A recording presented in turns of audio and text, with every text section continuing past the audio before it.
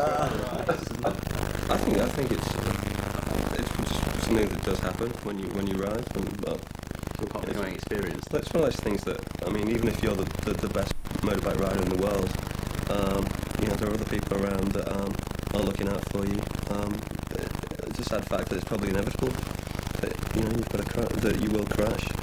Going through between two lanes of traffic, as I was going along, this one girl changed lanes and just took back the bike away and left me travelling on my arse down the middle of these cars, going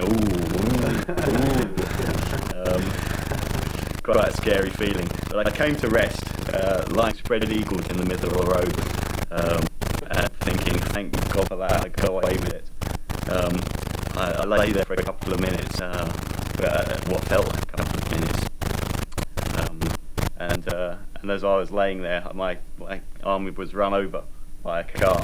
And I thought, well, that's good. I then found the girl that had taken me off, and her tyre was shredded, and she was a good-looking girl. What can you do? She was also wearing a suit, very smart clothes. So I changed the tyre for the girl, and then tried to bomb back home as fast as I could before the adrenaline wore off and the pain kicked in. The worst experience was very recently when I was riding into work, and a white van's done a U-turn right in front of me. So I've hit the brakes as hard as possible. I mean, just a reflex hit as hard as I could, and hit the side of the van. It's ridden over my hand. Got white paint all down the helmet. Lots of cuts and lots of bruises, and sort of lying in the middle of the road going, oh God, no, not again. And then there's a sort of a moment's silence, where you just think, okay, phew, I'm all right, I'm okay. And you just feel like having a bit of a snooze. There's everything's erupting around you.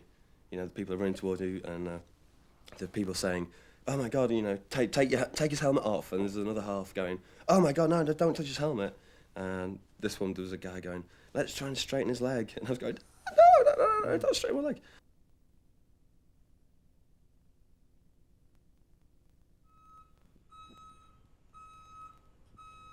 I was sort of tied to a backboard, couldn't move my neck. I was left there for 5 hours before they x-rayed me. And You get the feeling people assume it's your fault as well, don't you, rather than I think so, it could be yeah. anybody else's. I think so, and I think it's partly the way that bikers are portrayed. It's like this mad rebel thing, and a lot of that's just not true, I think it's disgusting the way bikers are treated in hospitals, especially when we have a crash and get brought in. We get treated like second-class citizens, and it's always as if it's our own fault and we don't deserve any better. Yeah, they're not that sympathetic, to tell you the truth. I mean, it's almost like I've decided to jump off the bike, and throw myself under a van, And I know that because I'm a doctor. I work in casualty, I see these accidents every day. Did you know that 8 out of 10 biking accidents are caused by cars?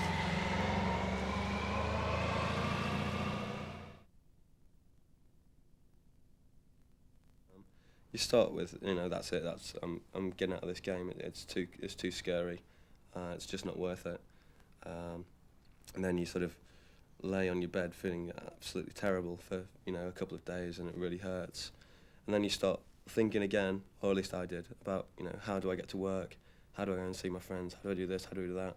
Yeah, I mean, it's something I think about a lot. It's quite scary being, having guys ride bikes, and you hear every now and then you get a call going, oh, there's been an accident for a while. You think, is this guy horrifically scarred or paralysed? You try to imagine one of your friends being paralysed or killed. It's horrendous. It's all the things that go through your head. Why is it the first question is, how's the bike? Yeah. Every time. I think it's probably because of the fear that something may be wrong. Yeah. And you don't want to say, did you break a leg? Yeah. And hear, yes. So basically the first thing is, well, maybe I'll just get something small and really safe so you can't go too quickly. And then you sort of realise, you think, well, actually, it's actually quite safer to have a bike that can get you out of trouble. So you think of something, I don't know, medium-sized something, and then you think, well, yeah, but... and then I suppose a bit of ego comes in as well, and you think, well, I'd actually quite like a nice bike, that people do look at.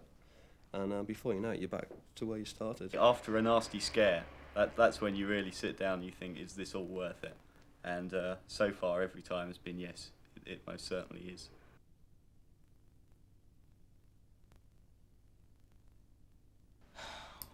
His last accident was so awful. I was so upset by it.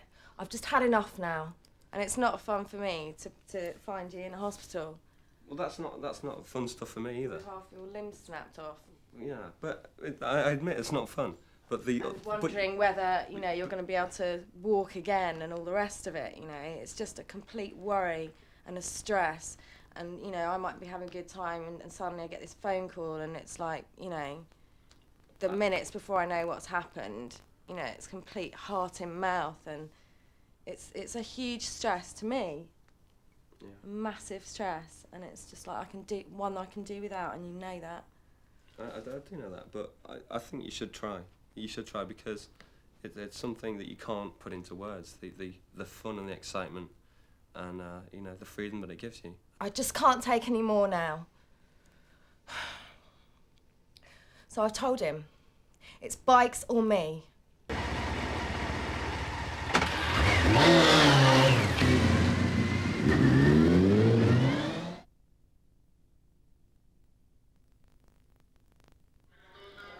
A couple of days actually on the going into work on the tube, and it's like inhuman to me. Getting the tube every day is just horrible. You spend 3 hours there, you know, and it's horrible, sweaty, and when you could be doing the same journey in 20 minutes on a bike, actually enjoying the journey. But driving to work's impossible, and it just can't happen. I mean, even from the start, where do you park your car? Most places in London you can't get a parking space. And it's very expensive. You can park a bike. It doesn't cost anything. You just pull it up, leave it on the pavement, and most of the time nobody will bat an eyelid, but it is very easy. You can park wherever you want, right outside. London has a lot of motorcycle-specific parking places. There are quite a few of those across the city, and you'll generally get a bike in there. Where if you were trying to find a car space in the city, it's impossible. You'd be driving around for half an hour before you found it. Even like in the centre of the West End, you can park a bike, no problem. So it's the frustration. That's what sucks about cars. The knowing you can't get past somebody because you are stuck there. Whilst if you were on a bike, straight down the middle, you wouldn't notice the traffic. Most drivers will move out of the way if they see you in the mirrors to let you through, because there's no point in what advantage does it get you to hold a bike up. The guys in small cars and guys in Alfa Romeos, remarkably, will always pull over and then try and race you. they're top sport. I love them.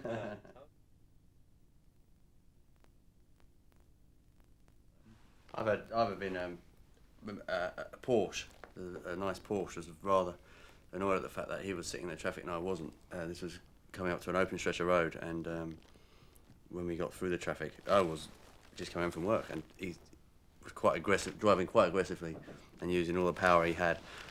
And this guy spent a lot of money, and he was with some lady he's trying to impress, I guess, and was really going for it hammer and tong, and I was on a fairly cheap second-hand bike. And he didn't manage to overtake me, and I could see we kept getting sets and sets of lights, and every time he was getting more and more frustrated. And you know, I was hardly trying, and it was a great feeling. There's like power there, brilliant. One I had was a guy in a Saab, a yellow Saab convertible, and he was absolutely all over, carving everyone up. And I was sort of coming on the outside lane, and he came right across me. So much so that I had to hit the brakes. And at that point, you know, because he's showing off so much, he's like, oh, I've got this really flash, expensive car, and I'm faster and better than all of you guys, whatever, just driving like a nutcase. So it's just great to come up behind him and sort of just stay with him, and then, you know, as soon as you can, just blast him and just leave him for dead. You know he's paid £80,000 for his car.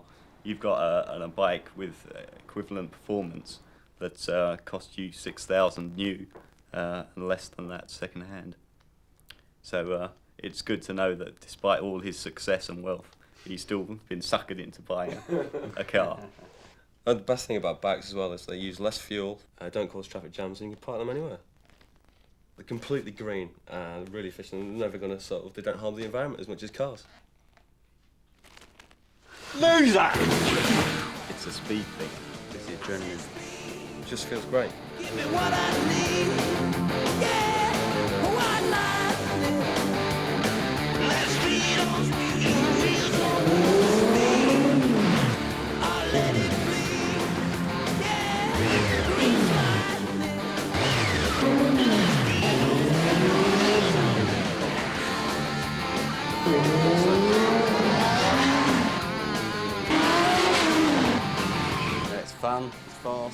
girlfriend hates it, my mates love it.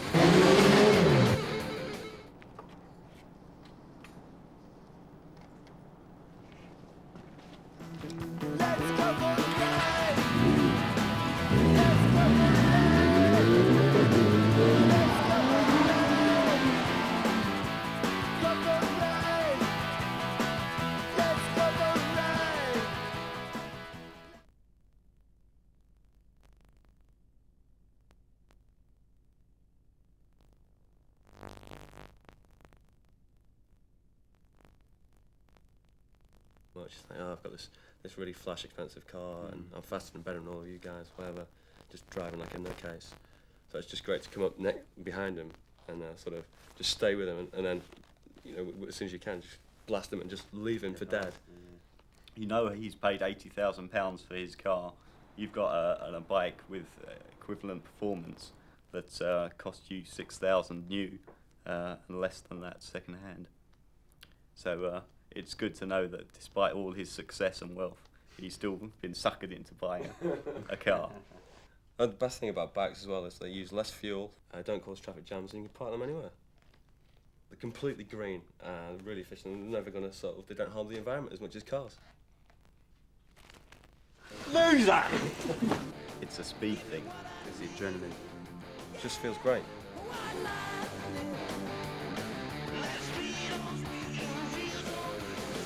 I just can't take any more now. So I told him, it's bikes or me.